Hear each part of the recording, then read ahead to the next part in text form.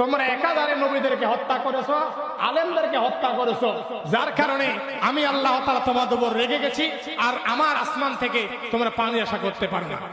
যদি আসমান থেকে গজব না হয়, রহমতের আশা করেন, তাহলে এই মুহূর্তে প্রয়োজন যত ওলামায়ে কেরাম, রাজনৈতিক দলের ব্যক্তিরা বিনা অপরাধে জেলখানার মধ্যে দিন কাটাচ্ছে, প্রত্যেকটাকে মুক্তির ব্যবস্থা করতে হবে।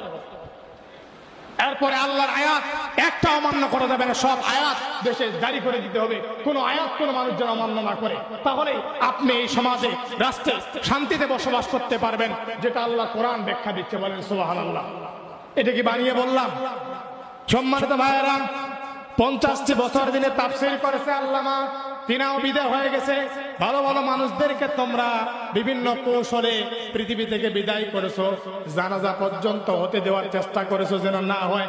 কিন্তু আল্লাহর খেলা এমন খেলা, তোমরা জানাজা হতে দেও নাই, কিন্তু সারা